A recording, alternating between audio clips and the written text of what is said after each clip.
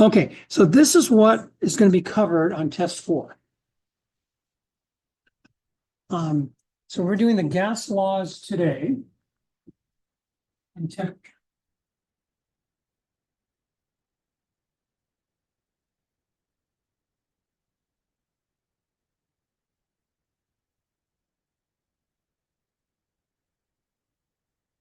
Covered electron, alternative. Rutherford did gold foil experiment and discovered nuclear, not a paragraph, a 1-2 word blip.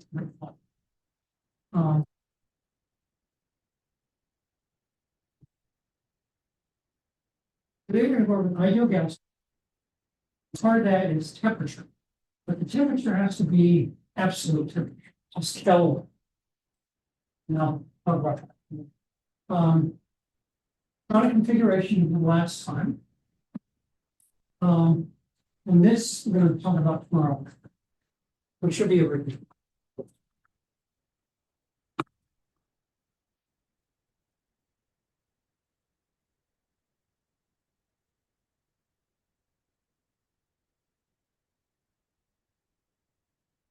Now, this is part of the video, so if you don't get it all down, you can always look on the video. So there's not gonna be a lot of math on the test. But just like, We've covered so far math-wise is, yeah, you won't need your calculator. okay, If that's what you're asking. Yeah, it'll be, traditionally, this is test 2. But I, changed everything around.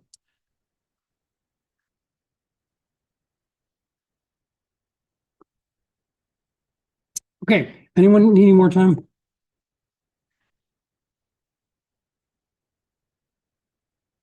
Okay.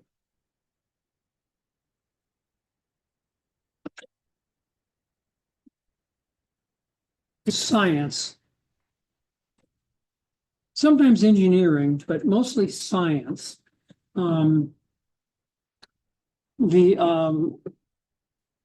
Use 2 temperature scales. All of you know what centigrade or Celsius is.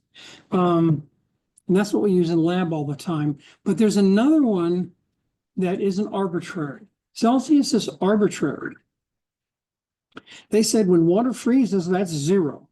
When water boils, that's 100. Totally arbitrary. And someone in France who started the SI units decided that. But that's it. It's totally arbitrary. The other one is called Kelvin, and it's absolute. Now, temperature is the metric used to determine the kinetic energy of molecular atom.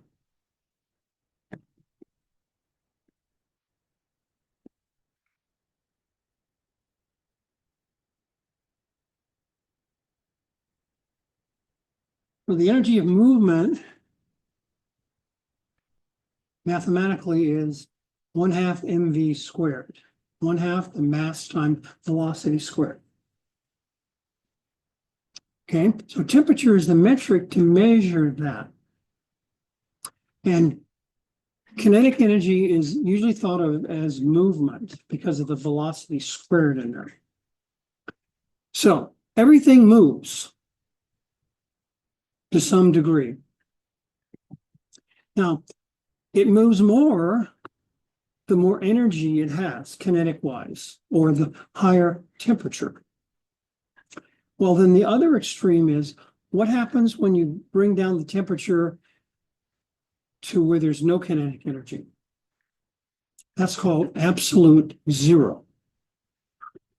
And Kelvin put it at 0. So it's not arbitrary at all. So the temperature scale for thermodynamic stuff is in Kelvin. Gas laws are using Kelvin temperature units. Now, to convert between Celsius and Kelvin, it's 273. So Kelvin are always higher than Celsius. So remember, Celsius are the smaller of the two. So to go to Celsius, you always have to subtract. And what do you subtract? 273. So for example,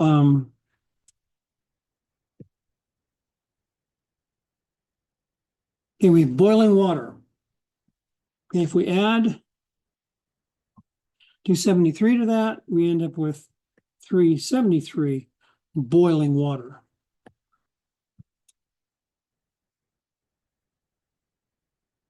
What about freezing water?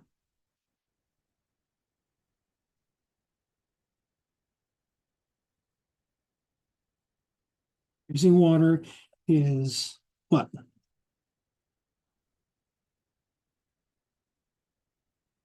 273.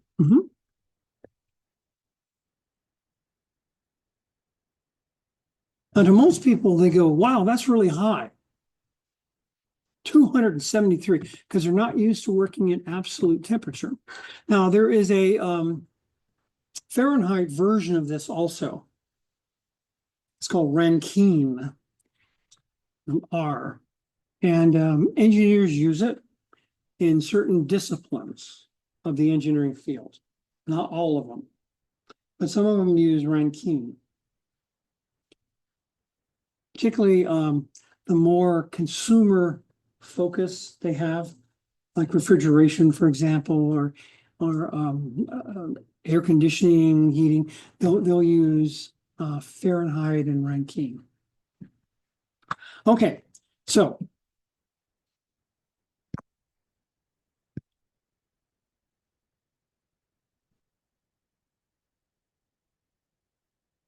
let's see here.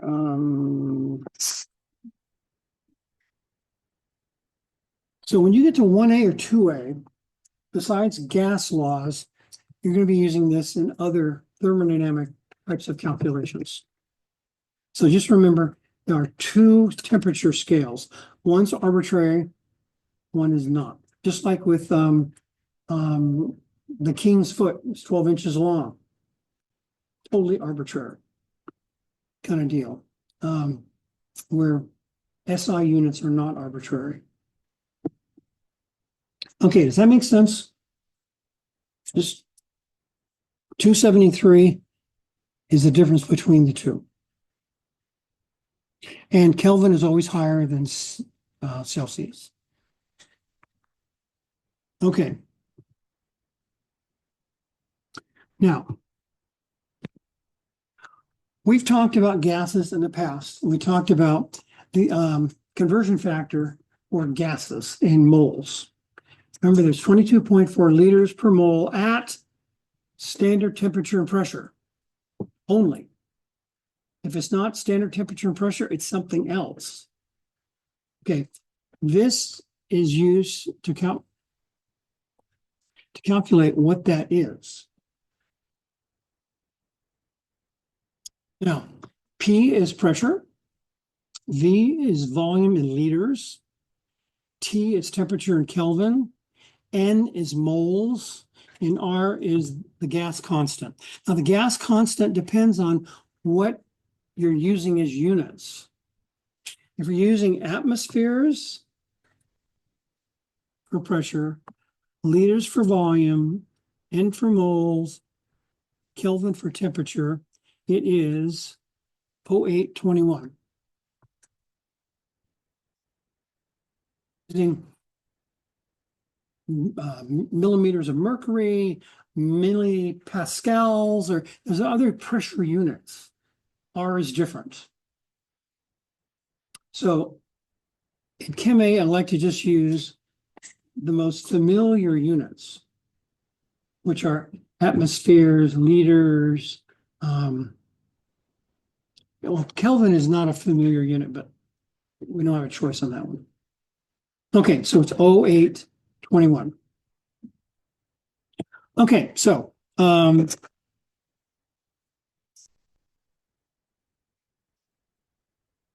we have four variables.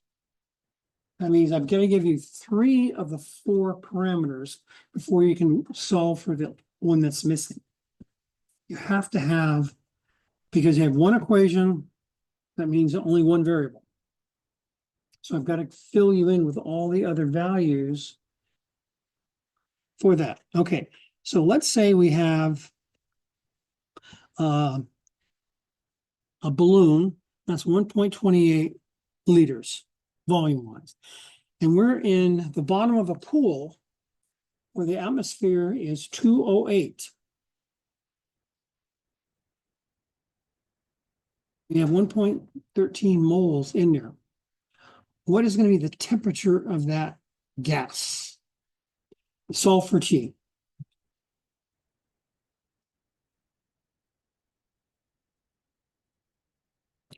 Now, the purpose of the R is to cancel out all the units. So in this case, all the units cancel except for K in R. So in R, you've got T and K, you've got atmospheres, and you've got liters. So every time knowns are there, the unit will cancel in the R. What you'll be left with in R is what you're trying to calculate. So in this case, what's left over in R is T. We didn't cancel out T. So solving for T, we get 28.7. And to convert that to C, 28.7 is pretty cold.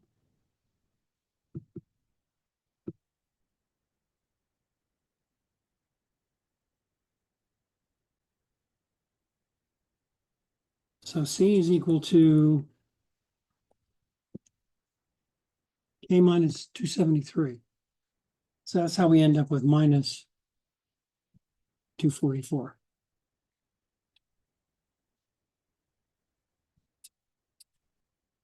So I guess you will need your calculator for the gas problems.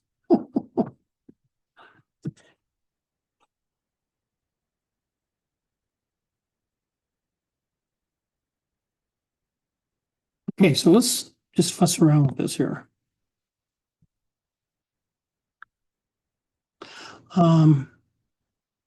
If we solve for R,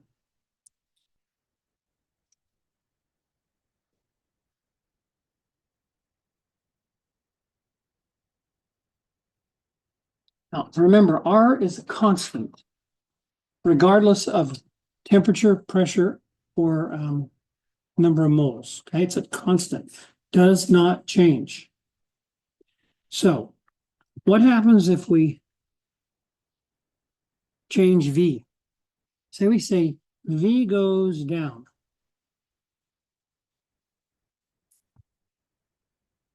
What happens to that other stuff? What is pressure? What must pressure do if volume goes down? It's got to go up to compensate because V is going down. Now in lab, you're going to see that. We're going to be changing volumes, we're going to be changing pressures, all kinds of stuff, and you'll see how this works.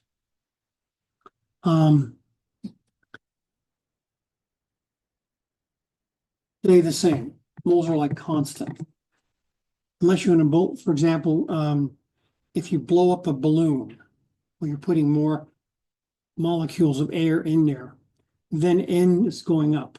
But normally you're just changing the volume, temperature, or pressure. Usually moles stays constant. But if you do that simulator, and I mentioned a little earlier, Lab 17, you can actually give it more molecules of gas. And you'll see what happens to everything else. And you can say, well, we're going to keep temperature constant. So let's go back for a second here. Let's say we're going to keep temperature constant. If if volume goes down, to keep temperature constant, pressure has to go up. There, and that means that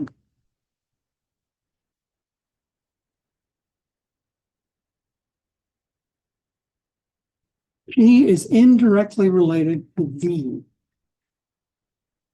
So when P goes up, V goes down. So when P goes up, V gets bigger, but it's on the denominator side of the fraction, so the fraction gets smaller.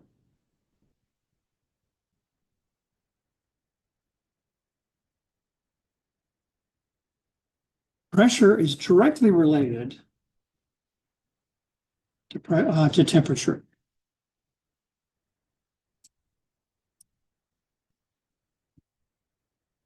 So when pressure goes up, T goes up. Directly related.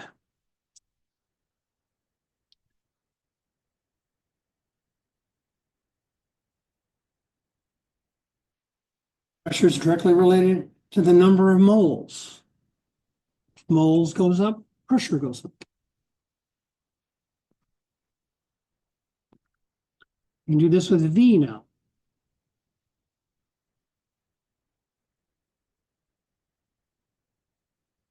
Volume is indirectly proportional to pressure.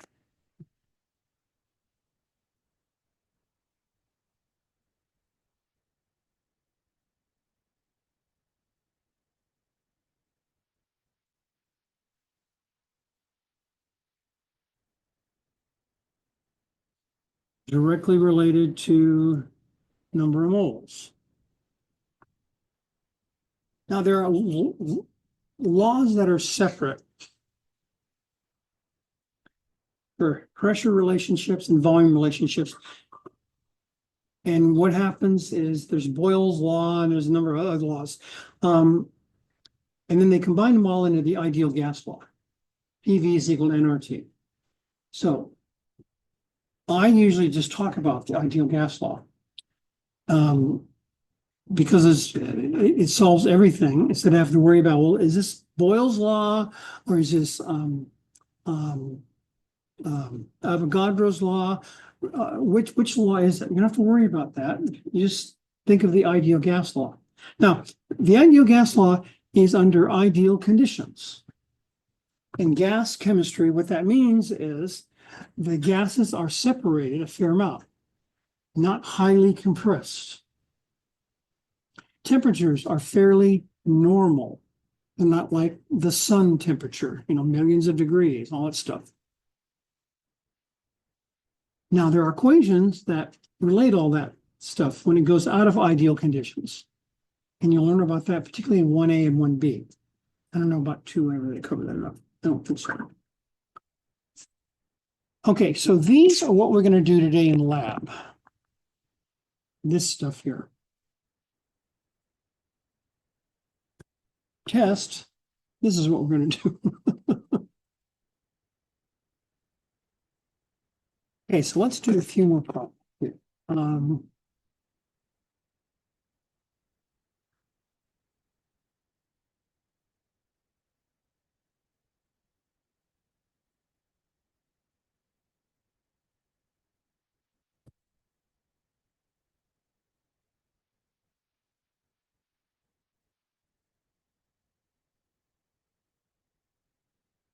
Okay, so what's the volume? If we're talking about 1.2 atmospheres, 1 mole, 12 degrees C. So the first thing you need to do is convert C to K.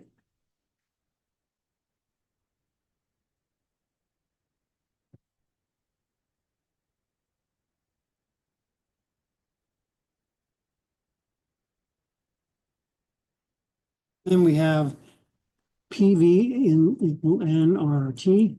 So volume is equal to nRT over P. N is 1. R is 0821.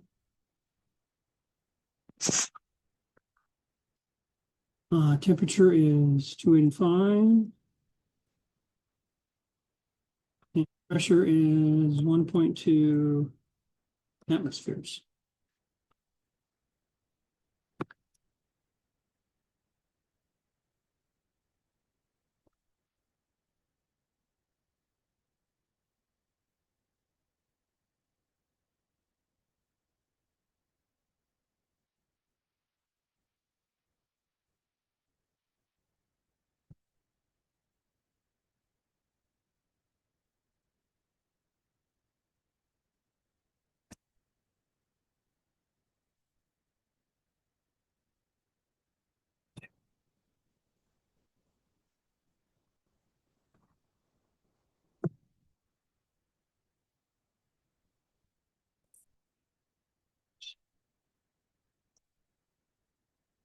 So 3 sig figs.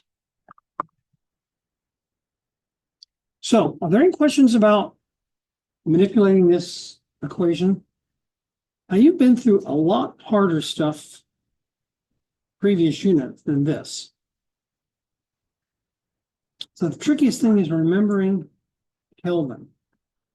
Always work in Kelvin. Okay, so I'm going to talk about a similar situation. Are there any questions at all about this? Okay, so what I'm going to get into now, what happens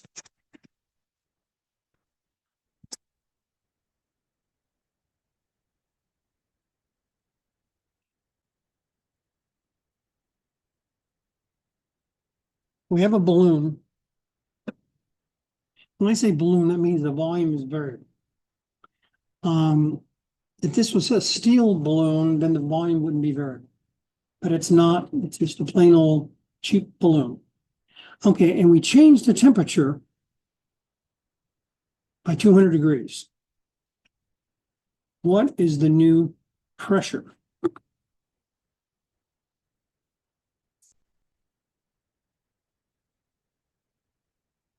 So what we need to do, we have initial conditions and final conditions. So let's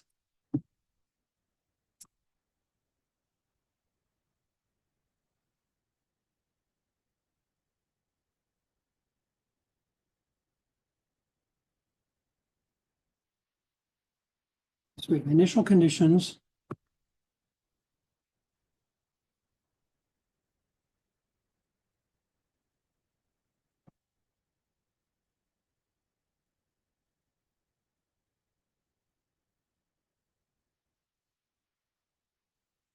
Final conditions. What stays constant for initial and final all the time? R. R is a constant, regardless of what temperature, what pressure, whatever. So let's solve for R. So then R is equal to, and this is the initial now.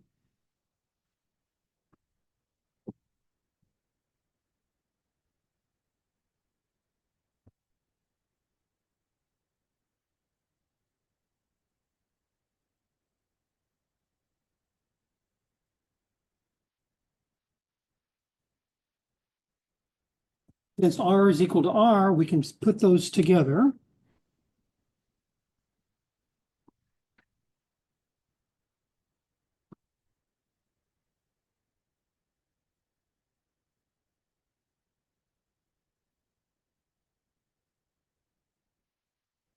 So now we have a way to calculate if something changes. What is the new whatever? The new volume, the new pressure, whatever. So in a situation up here,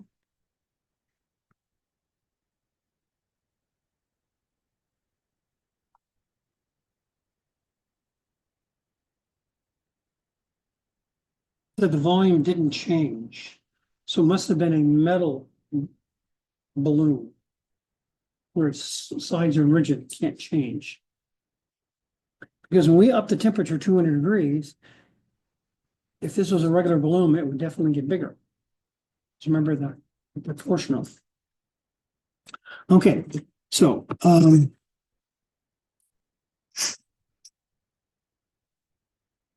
now frequently the N will cancel out because that doesn't change.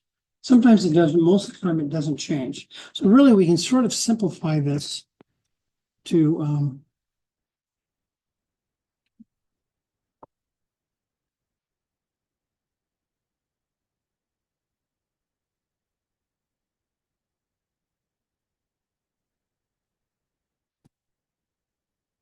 PV over T equals PV over T initial final. So you got 6 variables. It means I have to give you 5 bits of information. For sure, the initial conditions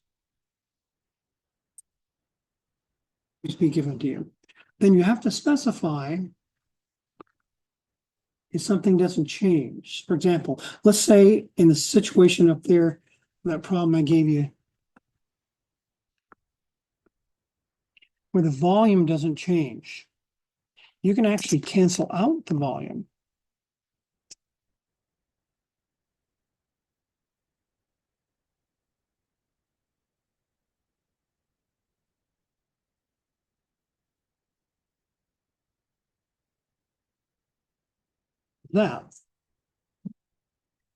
That's only if the volume didn't change, or the temperature didn't change, or if something didn't change, it can be canceled out. Okay, so let's do a problem now. Let's take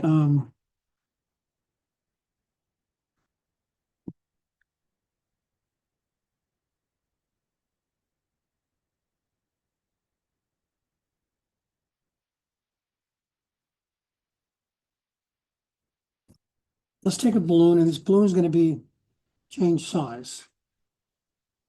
And we're not going to add any gas to it or take any gas away. So N is going to be constant. Okay. So constant. Okay. And let's say the initial pressure is equal to 2.5 atmospheres. And we want to know what the final pressure is. So let's change the volume. Let's make the volume, we're going to shrink it down. Let's say the volume starts off at 5 liters. Now, what is intuitively, what do you think is going to happen to the pressure if we smash the volume down? Pressure is going to go up, okay? And you know that from experience. You also know that because PV is inversely proportional. So the volume's going down, so pressure must go up. So I want you to think about your own observations in life. Okay, it's got to make sense. Okay, so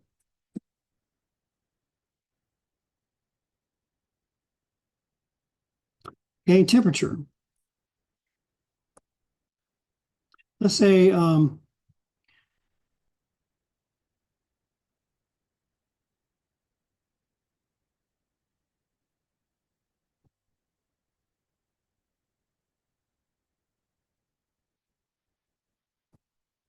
so what will then the new pressure be if we were to put a gauge on this thing?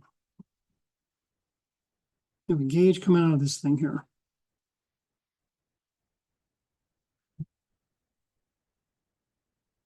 Okay, temperature is constant, so we can cancel that out. All we need is a relationship between PV and PV.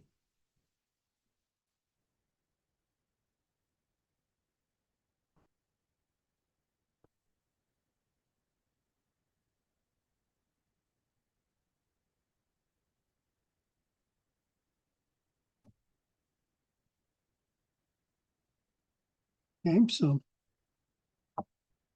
so this canceled.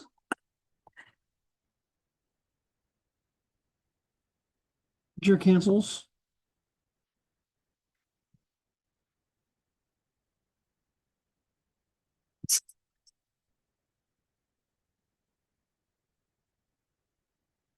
Yeah, that's right. It's PV, not P over V. Okay, you always go back to this.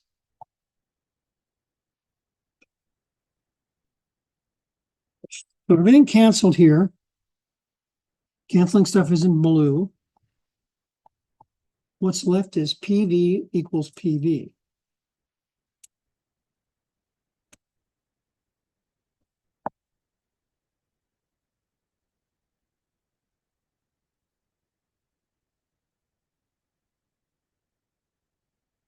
Okay, we don't know final pressure. So the final pressure is equal to P initial, V initial over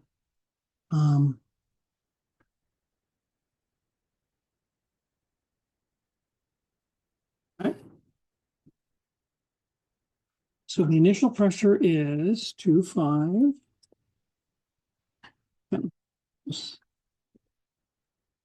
The initial volume is 3.5 liters. Final volume is 2 liters.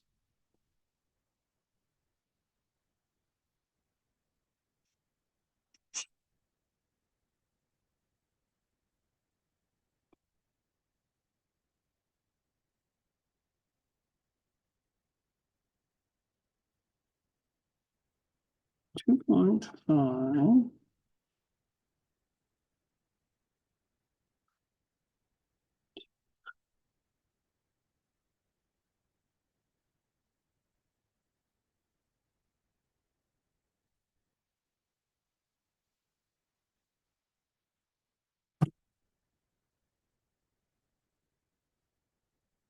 So it went from 2 to 4 atmospheres. So that makes sense based on your experience in life so far. But when you squeeze that balloon, the pressure goes up. Squeezing it means the volume goes down. Now in lab, you're going to be doing something very similar.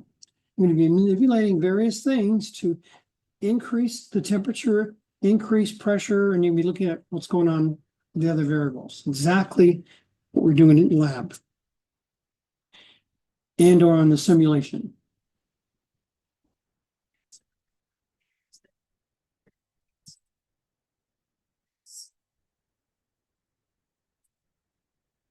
It's 3.5. Yeah, but it's 2 sig figs. Oh, yeah, 4.4.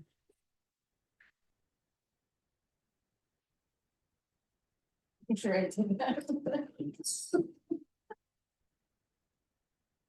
That's why you did well in your test.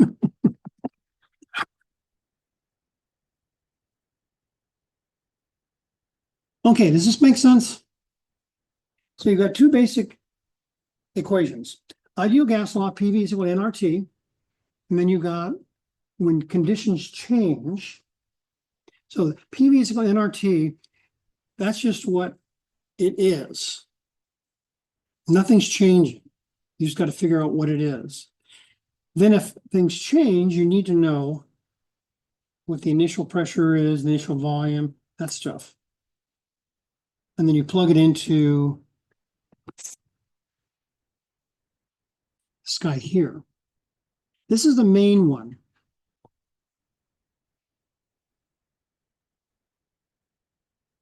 The main one to know. And then just cross off stuff that doesn't change. And then what are you left with? And that's the equation you use.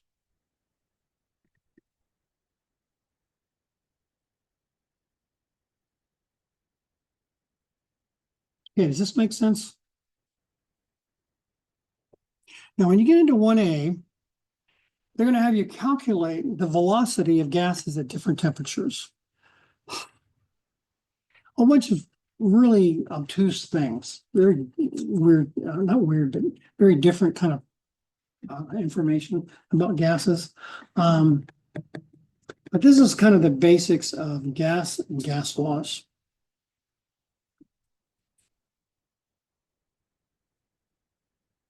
Okay, so we have theoretically 40-ish more minutes, and I can cover what I was going to cover tomorrow, today, and then tomorrow we can just go directly to lab, or can end this now, and we can cover that tomorrow, and then we'll have a short lecture tomorrow. What do you guys want to do?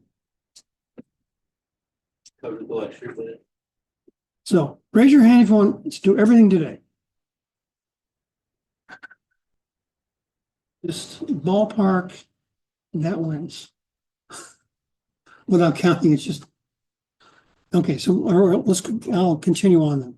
Okay, so are there any questions about gases though? So we've covered solids, covered, talking about grams, moles and all that stuff. We talked about liquids, talking about moles per liter, that kind of stuff. Now we've talked about gases. Now, solids are the most dense and they don't move very much. In fact, I was talking to one of my students yesterday. And a lot of my students at Sac City are into dental stuff because they have a school there. I mean, a lot. Probably 80% of my students in that class are oral hygiene oriented.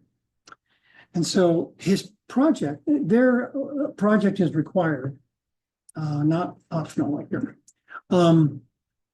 So we were talking, he was telling me about how daily hygiene is really important and all that stuff. And we started getting on the topic of piezoelectric effect. Who's heard of piezoelectric? Anyone? Okay, has anyone had their teeth cleaned and they use this instrument that makes a super high-pitched sound?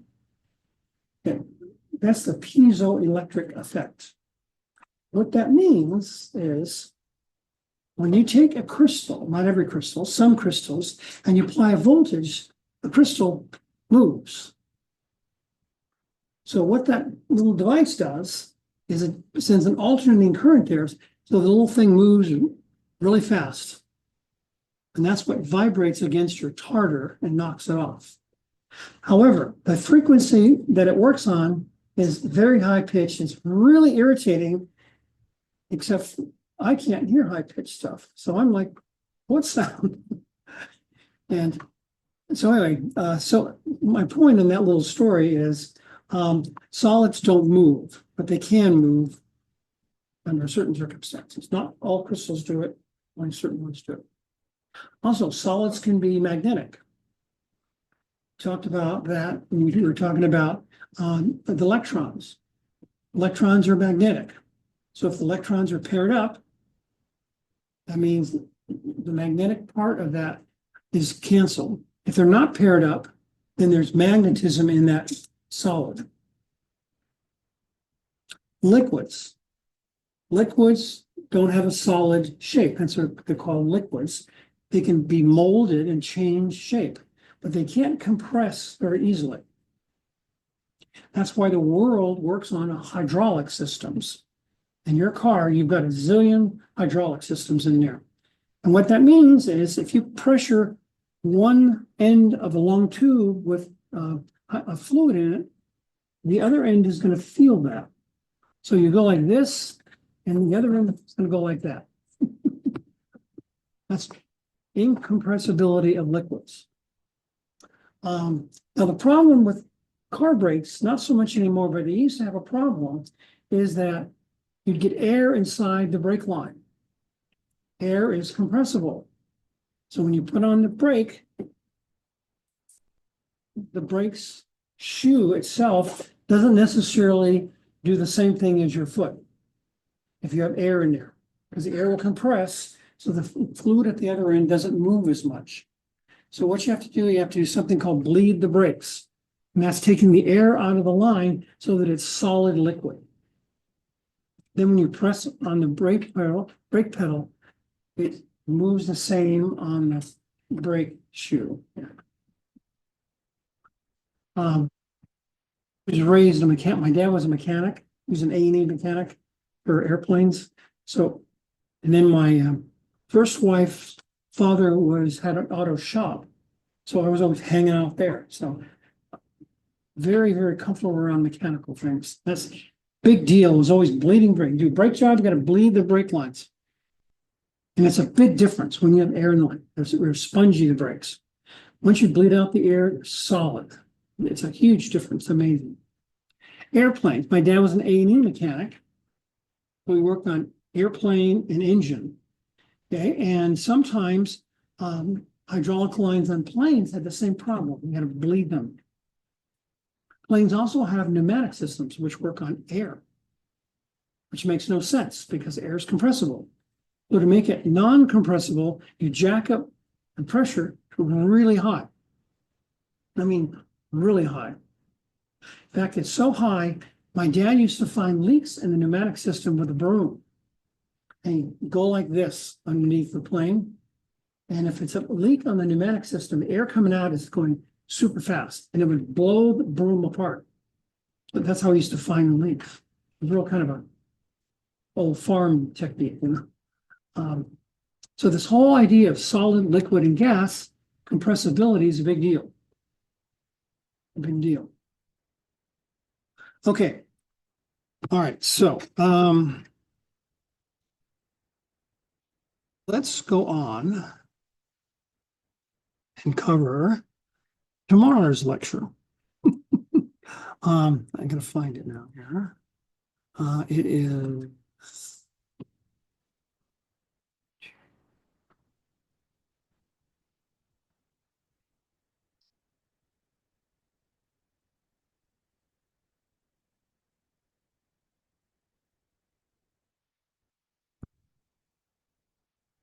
okay, so do you guys remember this?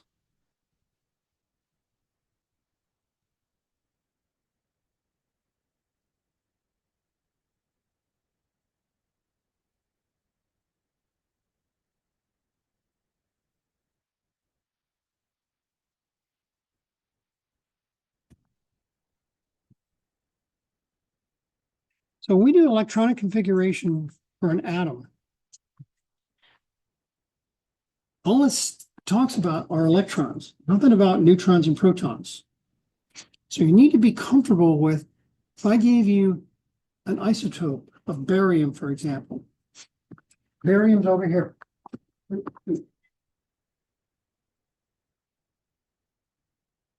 Said barium 60, isotope 60 barium. I want to know how many protons, how many electrons, how many neutrons are there? That's what this chart is all about. So let's look at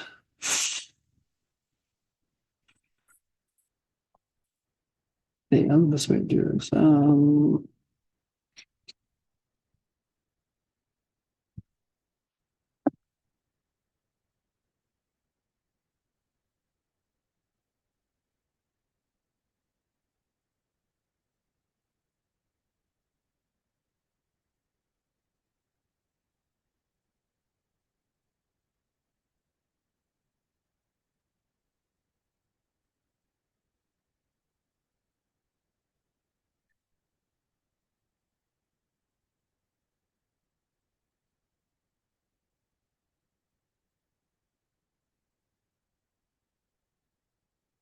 Okay, so we're looking at barium.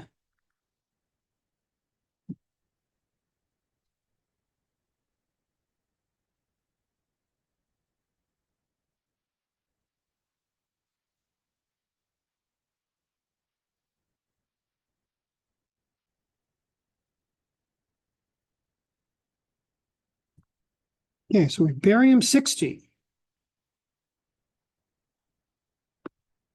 So what's the atomic number of barium 60? How many protons are in barium?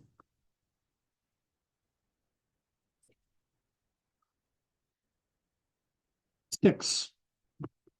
Okay, it's the same as the atomic number.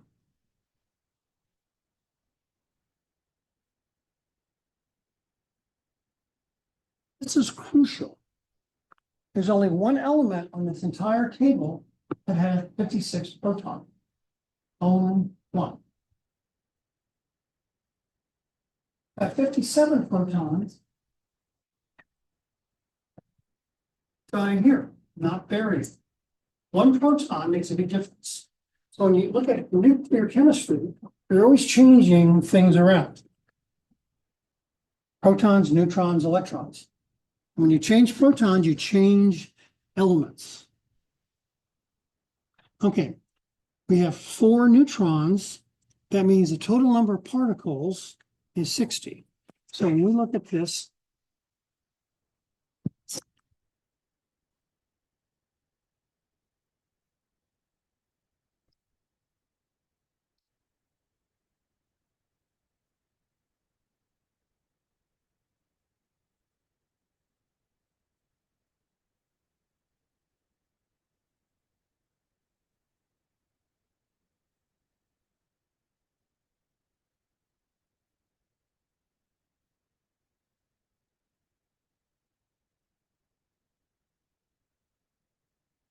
Subscript is the number of protons or the atomic number.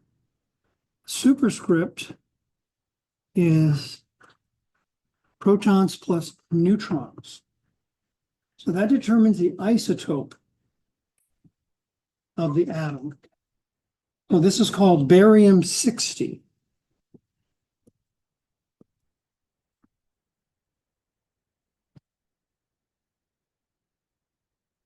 So when we go over here to the table,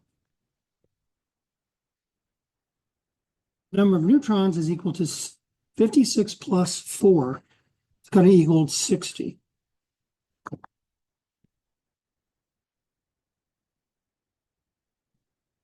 And I shifted that whole thing over.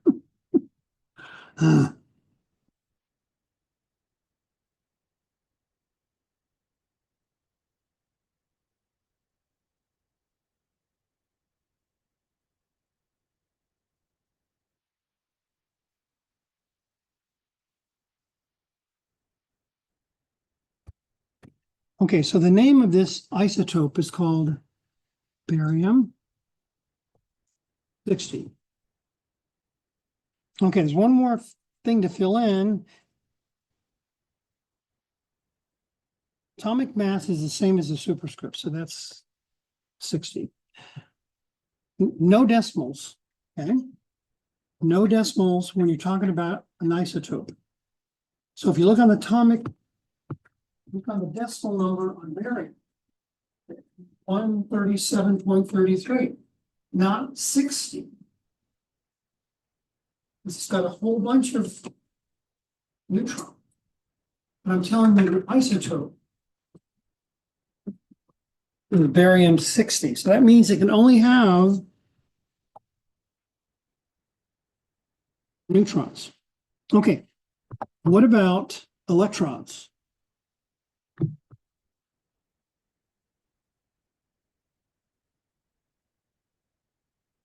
How many electrons? 56. And under one condition. What condition is that? You're right, 56, but why? Oh, under the condition that it's not marking. Exactly, it's neutral. If it's not charged, that means the protons and the electrons have to be equal. That's where I was going with it. That makes sense? So if we had a charge, then the electrons are going to change. Electrons, the only thing that can change. Protons have to be 56. That particular isotope has to have 4 neutrons because it's 60, barium-60. Atomic mass and the isotope are the same. So if it was barium 56, would it have 0 neutrons? Yeah, exactly.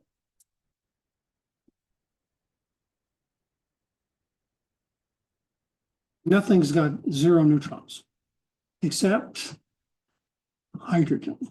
The only one. And there are versions of hydrogen that have 1 and 2, called deuterium and tritium. They have 1 and 2 neutrons. But just plain old hydrogen, just got 1 proton and that's it. But that's the only one. Everything else has got neutrons.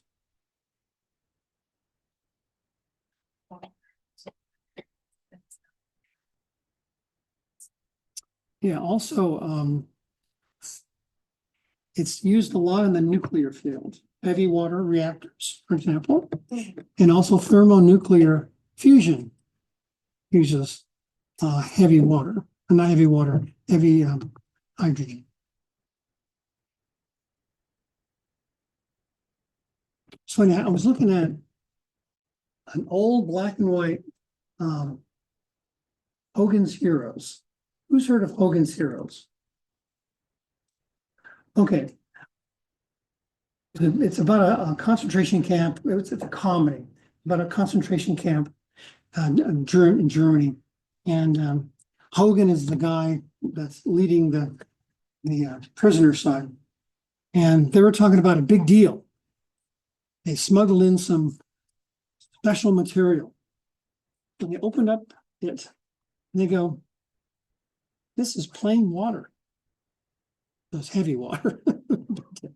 they made such a big deal out of it. They were gonna dump it out and all this stuff. And little did they realize. So anyway, so protons cannot change, no exceptions. Electrons can change. Neutrons can change. So the only stake in the ground that's permanent is protons. Once you start changing them, the element changes and everything really changes a lot. And this is what the alchemists were trying to do. They didn't realize that they could change the number of protons to go from lead to over to gold, 79. So if they could lose 3 protons, that lead will become gold.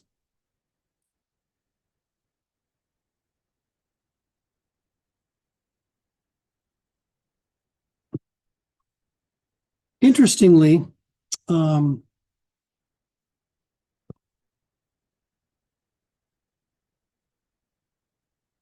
if I don't tell you it's an ion, assume it is neutral. Okay? And the reason why I say that is, if it's an ion, you gotta know the charge, because the charges, they're all over the place. So you've got to know what the charge is. Now, if we look at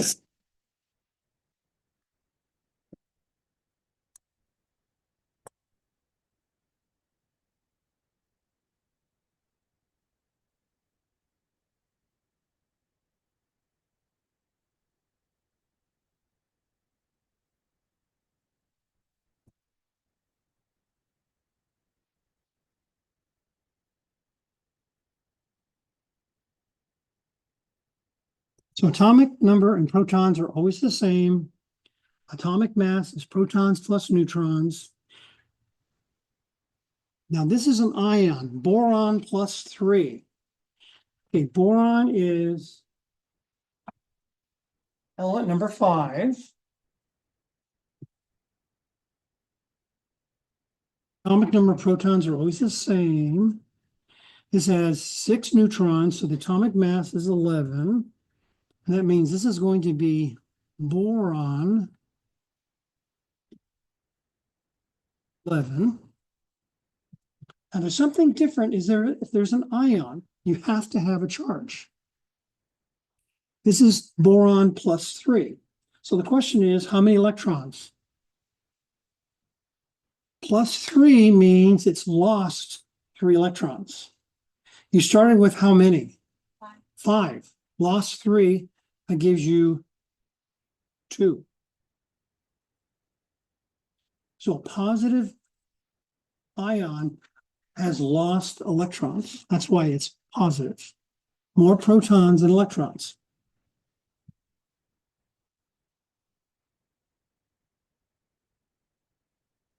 Okay, so let's do lead. Does that make sense? Now this worksheet is under files. It's called electrons, protons. No, it's called protons, neutrons, and electrons. And there's an ion one and a neutral one. And I give you the answers as well.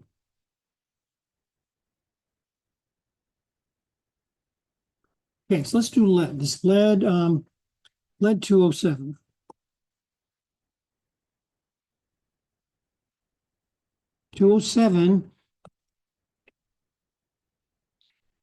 The superscript lead 207, and also the atomic mass is 207. So how many protons does lead have? 82, that's the subscript.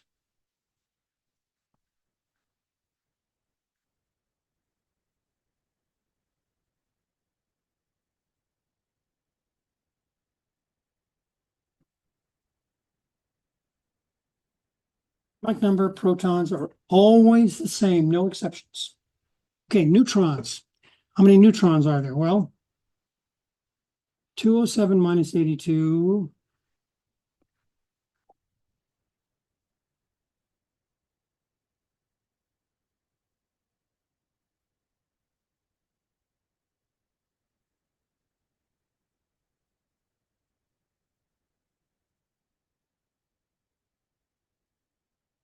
Electrons.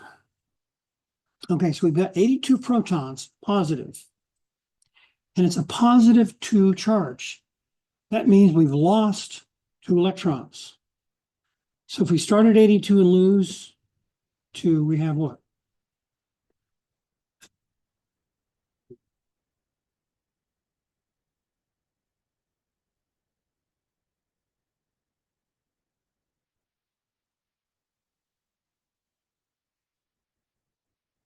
Now, some other little tidbitty kind of questions. Let's go back up to this one up here.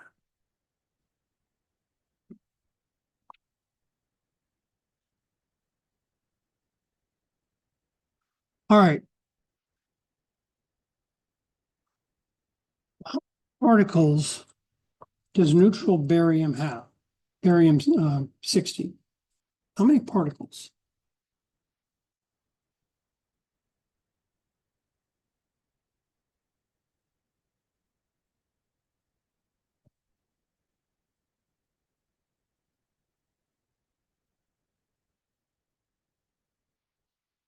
Particles. Huh?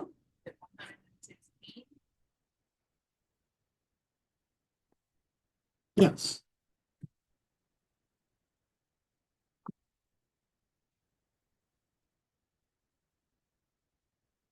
A particle could be an electron, neutron, or proton. He's got 56 or 60, 56 protons, but you forgot about the electrons.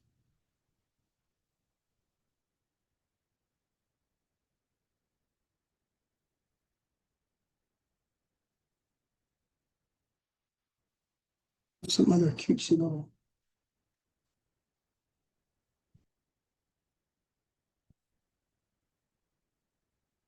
Also go the other way. What element has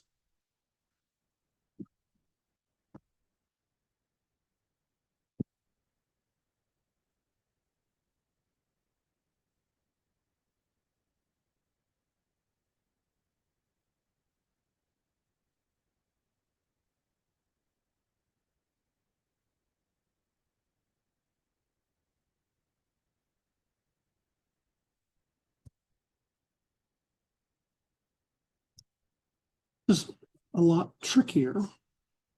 I just said what element has 120 particles. That is P plus N plus electrons. Together it's 120. And there's probably, 5 or 6 answers to this. As long as they add up to 120. You could have, this is neutral. You can also have an ion. I didn't say whether it had to be neutral or an ion. So remember, I didn't say it was an ion, so assume it's neutral. Okay, so if that means the P and the E's are going to be the same. So let's choose something that's, let's say it's 40 protons. So how many electrons are going to have? 40. So how many particles are left over? 40. So what element corresponds to 40?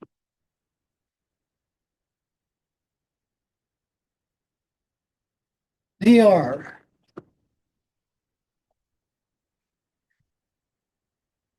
what isotope is it?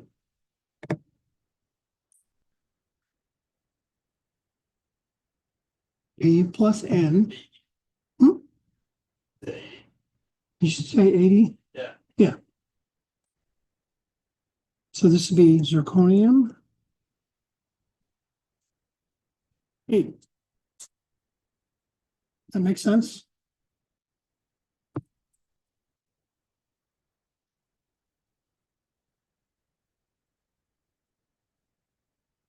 But it's this specifically.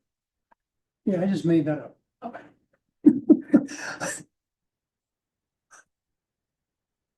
Glad you asked that question. State. the isotope number is P plus N. P is 40, N is 40. Together 80.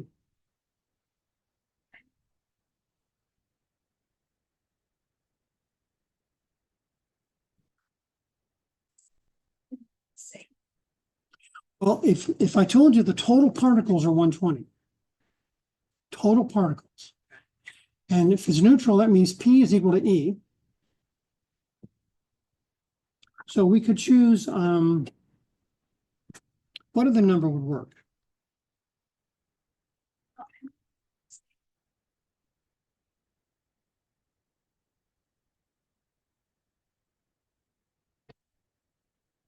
Let's choose,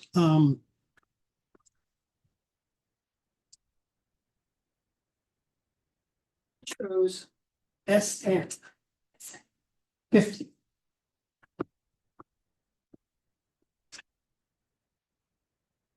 Protons. How many electrons?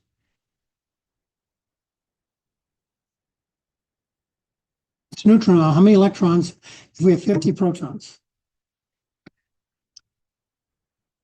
So 50 plus 50 is 100. 20 neutrons. So this is going to be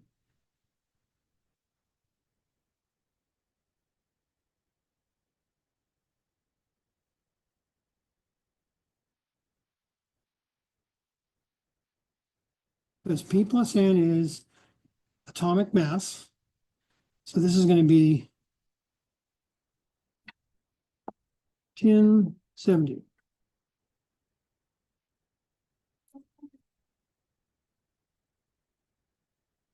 Depends what information I give you. Now I told you it's 120 particles, but so you can get lots of different answers that are all correct. Yeah, I just chose 50 because I can do 50 and 50 is 100 in my head. You know, you chose, what did you choose? Silver, I think. Yeah, 47 is what, I think it's 94, but I mean, 50 and 50 is easier. And because it's neutral, you know, the electrons are equal to the protons. And what is left over are the neutrons. So you can have 20 answers to this, as long as the numbers work. Or I could say, name 3 elements that have 120 particles. I mean, you just do the same thing.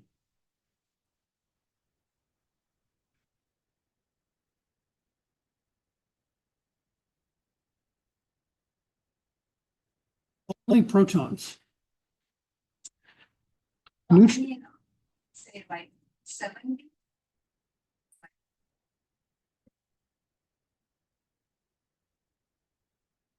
Say again? Huh? Yeah, the isotope number is P plus N. Is that what you're asking? Okay. Yeah, so isotope number or atomic mass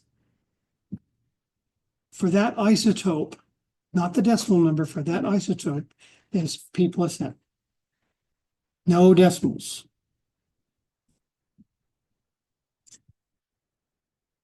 Okay.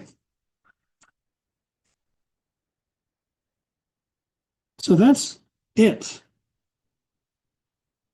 Are there any questions about what we were doing here with the protons, neutrons, electrons? You'll have some questions about that on your test as well.